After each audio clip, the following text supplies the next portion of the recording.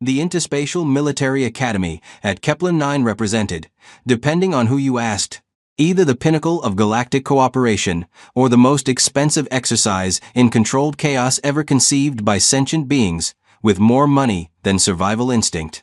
Suspended in the comfortable void between three carefully selected star systems, the station rotated gently through space like a very expensive, very fragile monument to the idea that species who'd spent millennia perfecting the art of not killing each other might benefit from learning warfare together.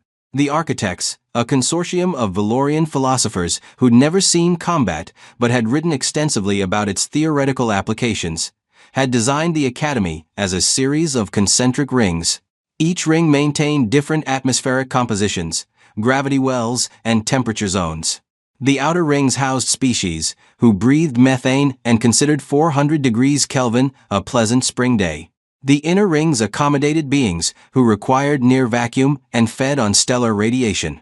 Somewhere in the middle, in a zone carefully calculated to offend the least number of physiologies, the bulk of the student body studied the finer points of tactical formation, weapons theory, and strategic planning. The entire system worked beautifully, a testament to bureaucratic precision and the universal desire to prepare for wars that nobody actually wanted to fight. Officer cadets from 247 different species coexisted in relative harmony, learning to coordinate multi-species combat operations that would theoretically only ever be deployed against hypothetical threats during simulation exercises. Then some idiot in the admissions department approved a human.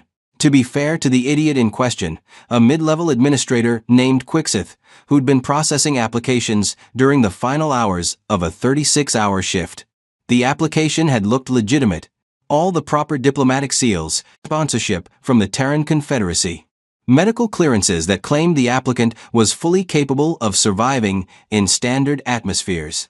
The box marked Deathworld origin had been checked, certainly, but then again, 70% of applicants came from planets where something was trying to kill you. Quixith had approved applications from Veltorians, whose homeworld featured acid rain.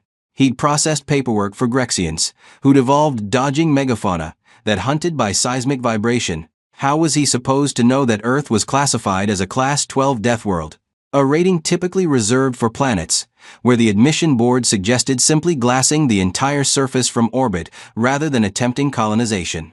By the time anyone noticed the error, Corporal Cade Moss had already been issued his uniform, assigned quarters, and completed his first week of orientation. Sending him home would require admitting the mistake, which would require paperwork, which would require explaining to several dozen oversight committees how a human had slipped through screening protocols, specifically designed to prevent exactly this scenario. The decision was made to let him stay. How much trouble could one human cause? The answer, as it turned out, was considerable, but not for the reasons anyone expected. Cade Moss moved through the Academy's corridors with the careful deliberation of someone who'd spent 6 months learning that his baseline existence terrified approximately 90% of his fellow cadets. He'd mastered the art of walking slowly, breathing quietly, and occupying as little space as possible, despite standing 2 meters tall and massing 90 kilograms of what the station's medical scanner had described, with barely concealed horror, as dense muscle tissue wrapped around a calcium-reinforced endoskeleton. He'd stopped trying to shake hands after the incident with the Lothian cadet whose manipulator appendage had required 3 weeks in a regeneration tank. He'd learned not to demonstrate proper push-up form after the exercise physiology instructor had calculated the force ratios and promptly requested a medical leave for acute anxiety. He'd even adjusted his diet, eating in his quarters rather than the common mess after realizing that watching a human consume food, any food, but especially protein, triggered instinctive flight responses in species who'd evolved as prey. None of it was enough for Vexthor Quellen. Vexthor came from Zentarii Prime, a world that made paradise planets look like industrial wastelands. Low gravity, stable tectonics, an atmosphere so carefully balanced that weather existed as a purely aesthetic phenomenon. The Zentarii had evolved in an environment so consistently pleasant that their primary evolutionary pressure had been competing with each other for social status. They developed crystalline bone structures that diffracted light beautifully, skin that shifted through pastel hues based on emotional state, and a culture built entirely around elaborate displays of aesthetic superiority. They had not, notably, developed any particular capacity for violence. Zentarii combat was a ritualized affair involving carefully choreographed movements, light touches to specific body points, and dramatic poses that demonstrated flexibility and grace. Matches were judged on form, artistic expression, and the elegance of one's declaration of victory. Actual injury was considered appallingly barbaric, the kind of thing that happened to species who hadn't evolved properly. Vexthor had been raised in the noble houses, trained by masters who'd perfected the art of ceremonial combat over 15,000 years of recorded history.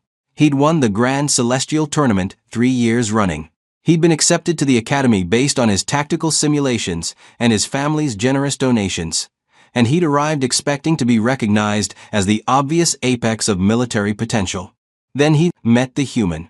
His first encounter with Cade had been in strategic planning, where the professor, a Grexian with 6 doctorate degrees and a nervous disposition, had assigned species-mixed tactical groups.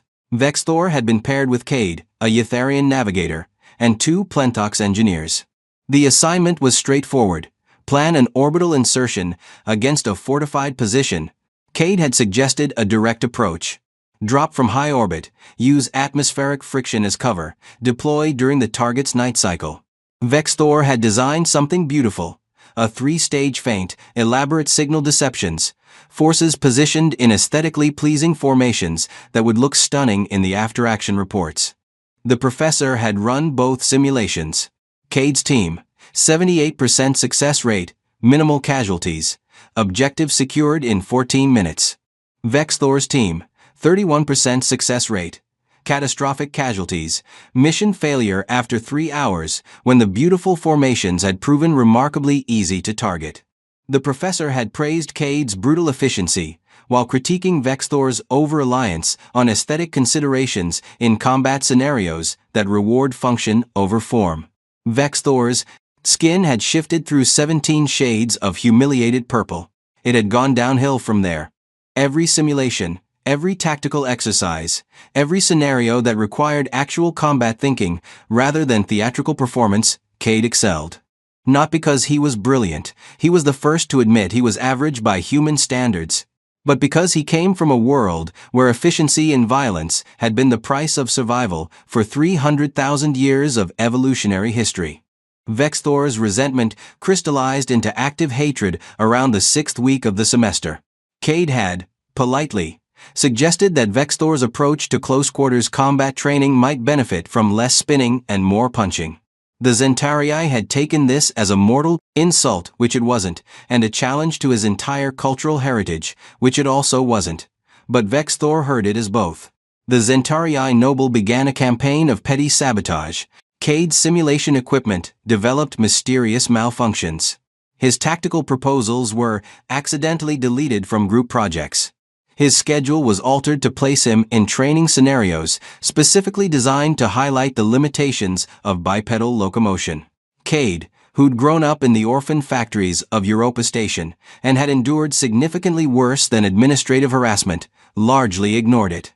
This, predictably, made Vexthor even angrier. The situation reached critical mass during a routine tactical simulation in the Academy's main concourse, a massive open space where students gathered between classes. The exercise involved coordinated movement through a virtual hostile environment, with each team's performance displayed on holographic screens for the entire student body to observe. Vexthor's team had gone first. Their performance had been technically adequate, though their insistence on moving in aesthetically pleasing patterns had cost them 12 minutes and resulted in 40% simulated casualties. Cade's team went second. They'd completed the same scenario in 4 minutes with 0 casualties, using an approach that Cade's Ytharian teammate later described as horrifyingly direct. When the scores appeared, Vexthor stood in the center of the concourse, his crystalline structure refracting the station's artificial light in patterns that signified absolute fury. Around him, 300 cadets from 24 species watched with the universal student body's instinct for impending drama. Cade had been attempting to leave quietly, which was his default approach to most situations. He'd nearly made it to the corridor exit when Vexthor's voice, amplified by the acoustics of his crystalline physiology, echoed across the concourse. Primitive. Cade. Stopped. Around the concourse, conversation died. Excuse me. Cade's voice was quiet, which several of the more perceptive xenobiology students recognized as a warning sign among predator species. Vexthor strode forward, his movements the elaborate gliding steps of Zentarii formal challenge. His skin shifted through aggressive crimsons and oranges. You heard me, Deathworlder. Primitive, brutish, lacking any sense of form or elegance. You charge through scenarios like fauna, all instinct and no intelligence. Cade turned slowly. Vexthor, I don't want problems with you. Because you know you're inferior. Vexthor was committed now, playing to the crowd, which had grown silent with the anticipatory hush of witnesses to something they'd discussed for years. You succeed through violence, because you're incapable of strategy. Your people haven't evolved past throwing rocks and grunting. My people, Cade said, his voice still quiet, still careful, put a man on our moon, using the computing power of a calculator. We've colonized 6 star systems. We've made first contact with 47 species, and we've never fired the first shot. How noble! Vexthor practically sang the words. His formal challenge posture now complete. The predator claims peaceful intent. Shall we test that claim? Vexthor, you don't want to do this. I challenge you to ceremonial combat. Traditional rules. First touch to 3 points wins. Unless... Vexthor's skin rippled with condescending blues. You're afraid? Around the concourse, students shifted uneasily. Several species, who understood human body language, were quietly moving toward the exits. A Grexian professor, who'd been observing from the upper gallery, was frantically accessing the station's communication system. Cade's jaw tightened. I'm not afraid. I'm trying to protect you. From what? Your legendary human violence. Vexthor laughed, the crystalline sound echoing off the walls. I've studied your species' combat footage. Clumsy. Unrefined. You lack the grace for true martial prowess. That footage, Cade said slowly, was us holding back. Then don't. Vexthor spread his arms in the opening stance of Zentarii formal combat, a position that would have looked stunning in any artistic composition. Show me what a Deathworlder can do when he stops pretending to be civilized. Cade stood very still. Several meters away, his Ytharian teammate was making urgent cutting motions across his throat, the universal gesture for abort, abort, abort. I'm not going to fight you, Vexthor. Then you admit inferiority. Vexthor glided closer, his movements the product of 15,000 years of choreographed tradition. You admit that humans are nothing but fauna with delusions of sentience. I admit, Cade said, his patience finally fracturing, that you're an arrogant jackass who's about to learn a very painful lesson about physics. Vexthor's skin flashed through outraged purples. In Zentarii culture, such language demanded immediate response. He closed the remaining distance between them, moving with the flowing grace of his people's combat forms, and delivered what was, by his species' standards, a devastating strike. He slapped Cade across the face.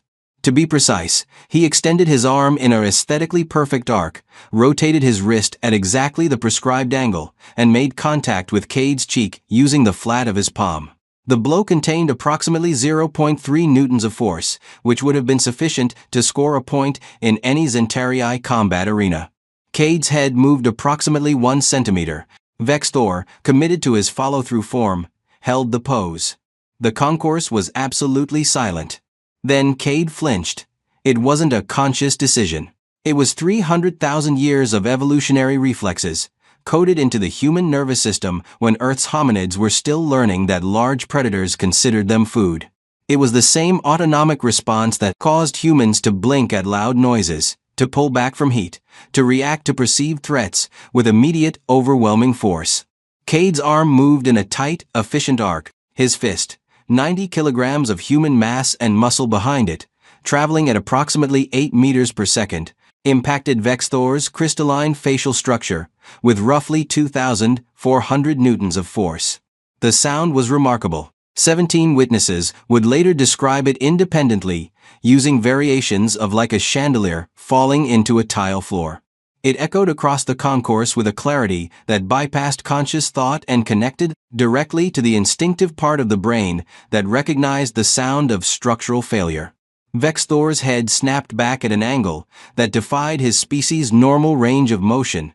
His crystalline bone structure, which had evolved to diffract light beautifully and had never been designed to withstand kinetic impact, fractured in 17 distinct places. His aesthetic facial planes shattered into geometric fragments. His carefully cultivated features collapsed inward with the geometric certainty of failed architecture. He dropped like a puppet with cut strings, his elaborate combat form forgotten, his skin flashing through rapid, uncontrolled color shifts that signified catastrophic neurological trauma. Cade stood over him, his fists still clenched, his expression transitioning rapidly from surprise to horror. "Oh," he said quietly. "Oh no." The station's emergency medical response team materialized with the speed of professionals who'd spent the last 6 months preparing for exactly this scenario. They'd run drills. They'd updated protocols. They'd had long, anxious discussions in the medical bay about what to do when, not if, the human injured someone. The head of emergency response, a Veltarian named Crix, whose species had evolved on a high-gravity world, and thus had some concept of kinetic force, took one look at Vexthor's collapsed facial structure and activated the station-wide emergency channel. Medical emergency, main concourse, initiate containment protocol 7. We need xenosurgery, structural reconstruction, and someone get the human sedated before he panics and breaks something else. "I'm not going to break anything," Cade said, his voice hollow. "Is he alive?" "Barely." Crix was scanning Vexthor with instruments that were making alarmed sounds. "His entire facial structure is compromised. We've got crystalline fragments in his cranial cavity. His optical receptors are damaged. This is bad." "He hit me first," Cade said, which was true but seemed inadequate to the moment. "He hit you with about as much force as a light breeze," Crix snapped. "You hit him with a calculated strike that would have killed most species in this academy." "It wasn't calculated. It was a flinch." "Your flinches involve 2,000 newtons of force?" "Yes." Cade looked genuinely confused. "That was me pulling the punch." The concourse, which had been frozen in shock, erupted into panicked motion. Students scattered toward the exits. Professors activated emergency lockdown procedures. 3 species, with particularly sensitive prey instincts fainted, which created secondary medical emergencies. The medical team loaded Vexthor onto an emergency transport, his shattered form secured with restraints designed for structural instability. Crix pointed at Cade with one manipulator appendage. "You, come with us, don't touch anything, don't move quickly, don't breathe hard." "I'm breathing normally," Cade protested. "Your normally is terrifying. Just follow us, and try not to accidentally kill anyone else." The medical bay at Kepler-9 had been designed to handle the medical needs of 247 different species, which meant it was equipped with everything from regeneration tanks to molecular resequencers to prayer chambers for species whose biology included a verified spiritual component. It was staffed by the best xenosurgeons in the known galaxy, individuals who'd spent decades learning how to keep beings alive when their physiologies had nothing in common except carbon-based biochemistry. None of them had ever tried to reconstruct a Zentary's shattered face after it had been punched by a human. The surgical theater filled rapidly with specialists, each staring at the holographic displays showing Vexthor's injuries, with the expression of professionals confronting something that should be theoretically impossible. Dr. Melnix, the head xenosurgeon, was a Tytharian who'd successfully reattached limbs, regrown organs, and once reconstructed an entire plentox after a catastrophic pressure failure. She stared at Vexthor's scans and said very quietly, "This is ridiculous." "Agreed," said her assistant, a Lothian named Prex. "The force required to create this damage pattern would require industrial equipment." "It was one punch," Crick said from the observation gallery. "One reflexive human punch. Show me the footage." They pulled up the security recordings. The surgical team watched in silence as the scene played out. Vexthor's elaborate approach, the formal slap, Cade's minimal reaction, then the punch. Melnyx ran the footage back, slowed it down, analyzed the biomechanics. He rotates from the hips, uses his entire body mass. The arm is just the delivery system. Look at the leg drive. That's a trained combat response, Prex observed. No, Cade said from the corner, where he'd been sitting very still and trying to become invisible. That's how humans punch. All of us. We're taught this as children. The surgical team turned to stare at him. You're taught to generate this much force. Melnyx's voice was carefully neutral. We're taught proper form, so we don't hurt ourselves, Cade corrected. The force is just what happens when you punch correctly. What happens when you punch incorrectly? You break your hand. On what? Whatever you're hitting. Prex made a note on his datapad. The human species regularly generates sufficient force to cause self-injury when striking objects. Yeah, Cade shifted uncomfortably. That's why we have the whole don't punch walls thing. You have to be told not to punch walls? Some of us do. The surgical team exchanged looks that communicated several doctoral theses worth of concern. Melnyx turned back to the displays. Right. We can reconstruct the facial structure using cellular scaffolding and crystalline regrowth. It'll take weeks. Prex, begin fabricating the support structures. Crix, get me his genetic baseline from the Zentarii medical database. Everyone else, start reviewing cross-species reconstruction protocols because we're about to improvise extensively. The surgery lasted 11 hours. They rebuilt Vextor's face piece by piece, using a combination of cellular regeneration, crystalline growth matrices, and some techniques that Melnyx invented on the spot and would later publish in the Galactic Journal of Emergency Medicine under the title Reconstructive Protocols. Following catastrophic kinetic trauma, a case study. Cade sat in the observation gallery the entire time, refusing offers of food, water, or sedation. He watched every procedure, his expression caught between guilt and fascination. I didn't mean to, he said at one point to Crix, who'd stayed with him out of some mixture of professional duty and concern that leaving the human unsupervised might lead to additional catastrophe. I know, Crix said. That's what makes this so problematic. I could have killed him. Yes. With a reflex. Yes. One that I can't control. That, Crix said carefully, is the central issue. While the surgical team fought to save Vextor's face, in the administrative apparatus of the Academy activated protocols that had been theoretical until approximately 11 hours ago. Department heads convened emergency meetings. The legal team accessed precedents from 3 different legal systems. The diplomatic corps began drafting very careful messages to the Zentarii homeworld. The security footage was analyzed by 17 different specialists, each reaching the same conclusion.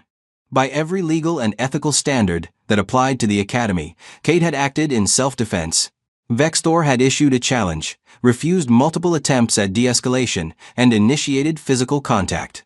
The fact that his attack had been about as threatening as a particularly aggressive handshake was, legally speaking, irrelevant. The fact that Cade's response had been disproportionate to an almost comical degree was, ethically speaking, extremely relevant. The Academy's commandant, an ancient Grexian named Thex, who'd been in charge during the station's construction and had seen every possible variety of cadet stupidity, sat in his office reviewing the footage for the 47th time. Idiots, he muttered, both of them.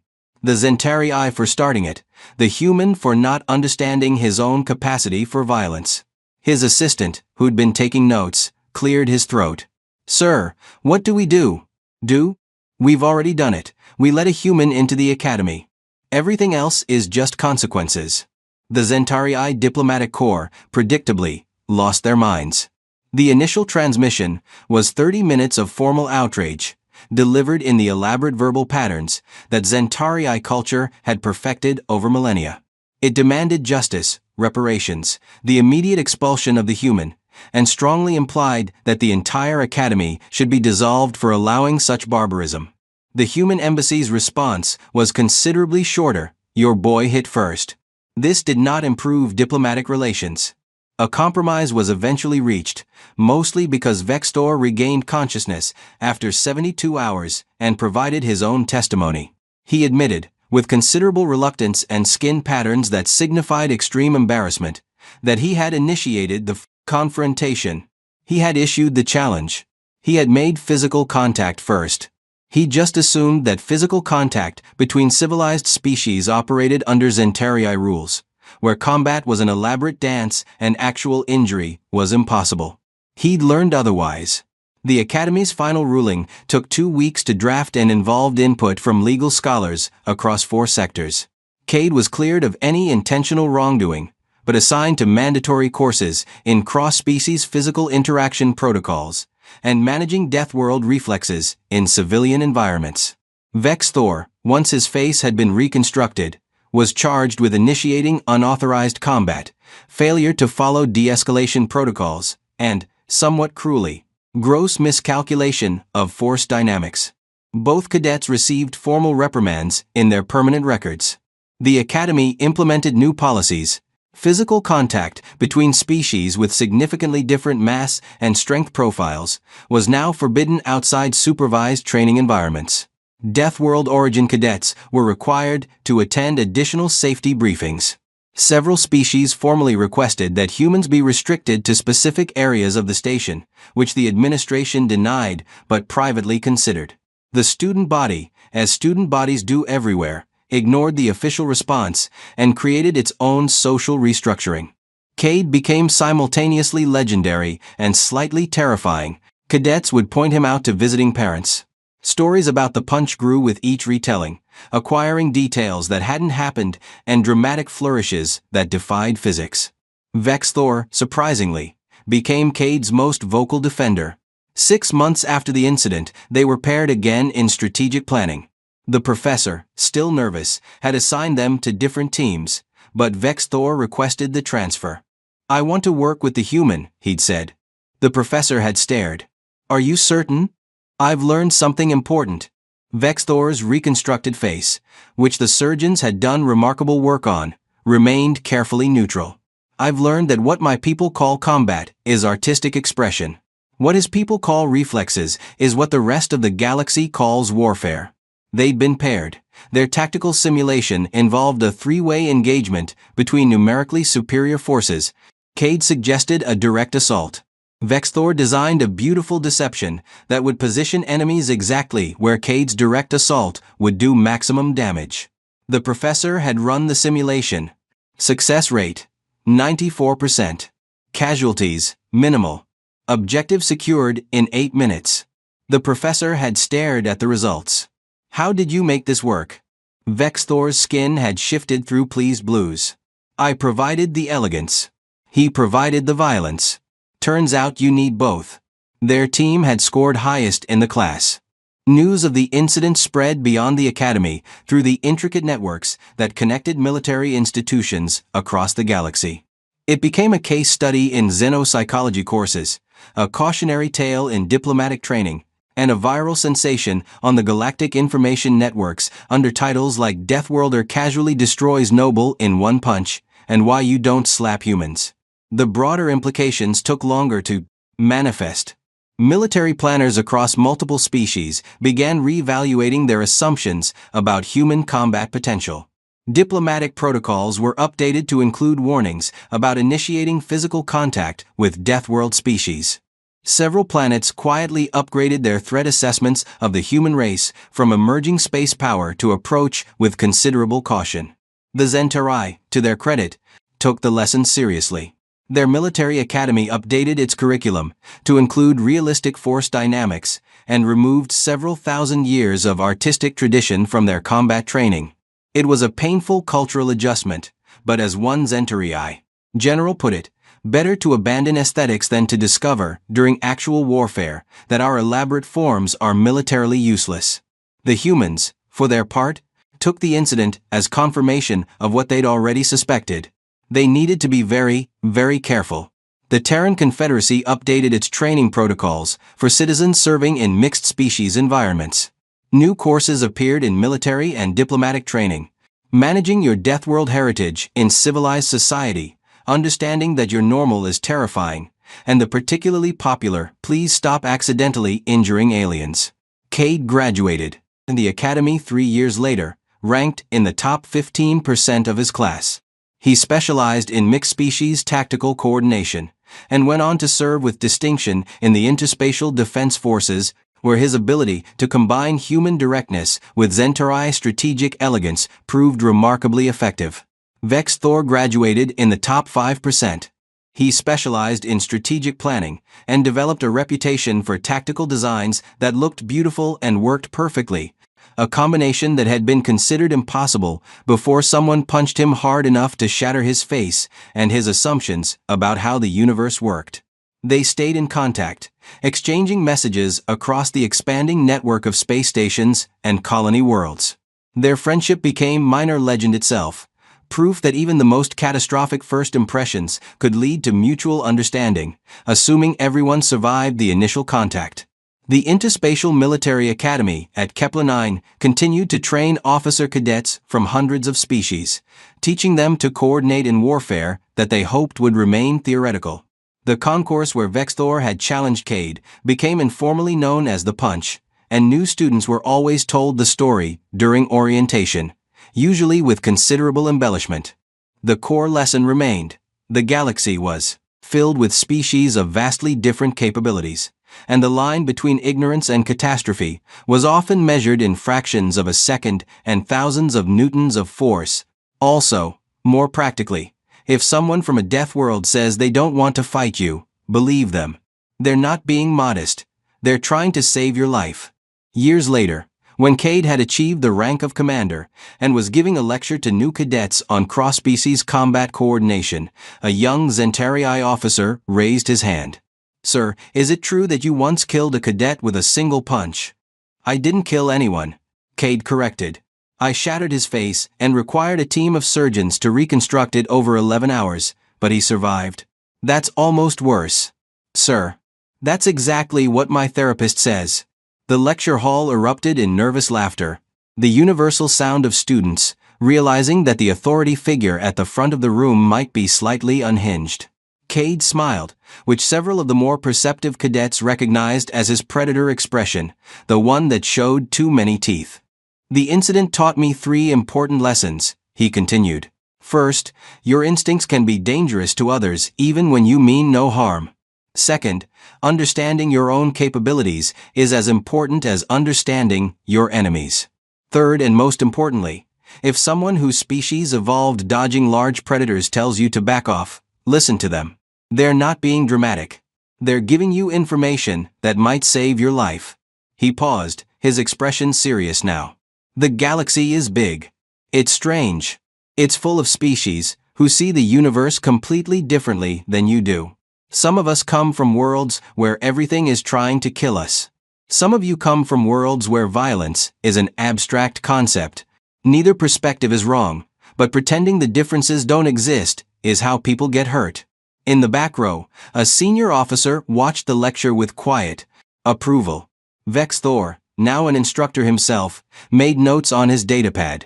Later, he'd integrate some of Cade's points into his own strategic planning course, continuing the collaboration that had begun with a catastrophic misunderstanding and evolved into something resembling wisdom. The Interspatial Military Academy at Kepler-9 rotated through space, training the next generation of officers, teaching them to coordinate across impossible differences, and occasionally, very occasionally, demonstrating through memorable catastrophe exactly why those differences mattered.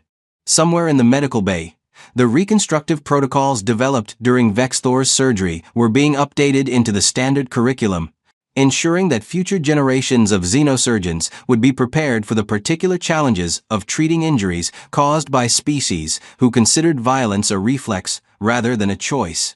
And in the main concourse, where new cadets gathered between classes, a small plaque had been installed near the spot where Vex Thor had fallen. It read, in 12 different languages, "Here, Cadet Vex Thor Quellen learned that ceremonial combat and actual violence are not the same thing. May all who pass this spot remember, understanding differences prevents disasters." Below that, in smaller text that someone had added unofficially, and that the administration kept threatening to remove but never quite got around to it. Also, "Don't slap Deathworlders. Seriously. Just don't." The galaxy spun on, filled with species learning to coexist, occasionally through gentle diplomacy and careful cultural exchange, and occasionally through the hard physics of kinetic impact and the expensive process of reconstructive surgery. Either way, lessons were learned, usually the hard way, always memorably,